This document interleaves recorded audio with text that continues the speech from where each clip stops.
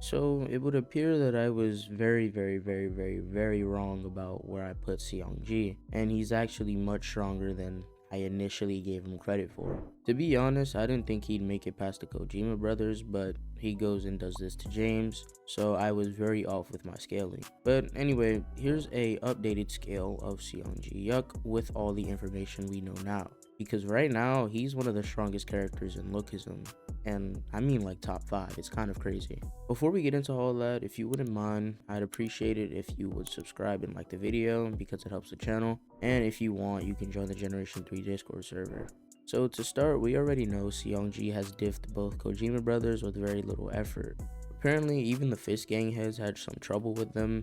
If I'm not mistaken, all the gangs back then were called Fist though, so this might not apply to Gabrion or Elite. However, it might, simply due to the fact that we know that the Kojima brothers are on Gabrion's radar, he knows about their existence, and we know that Gabrion's Fist clash with the Yakuza. So it actually makes sense that Gabrion went toe-to-toe with these brothers.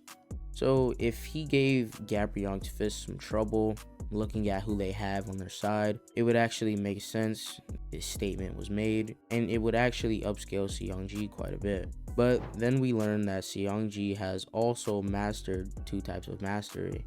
He has mastery over his toughness like Samuel Seo, but also his pure strength. He manages to actually connect with James Lee and even slam him, but we know that James wasn't really taking Seongji seriously.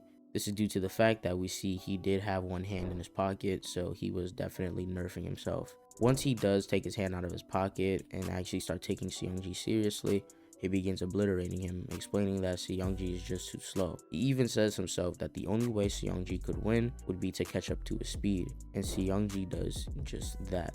We cut back to a flashback with Seongji talking to Muujin Jin, Vinjin's father, and in this conversation, he explains that Seongji has more potential than anyone he's ever seen. This would mean more than Gabrion or Elite, and with this potential, he could reach the level of Muujin Jin and surpass at least 1 or 2 masteries. The thing is, Seongji actually takes this a step further and unlocks a 3rd mastery. Thus, Seongji blooms to his full potential, mastering his speed and managing to slam James into the ground, seemingly ending the fight. But I'm gonna burst all your bubbles right now. This fight is not over and Seongji has not won yet. We already know that James is going to beat him. If you have even the littlest understanding of the narrative, or really any narrative, then you can see sensibly that James isn't done yet. But what does all this mean for Seongji's scaling?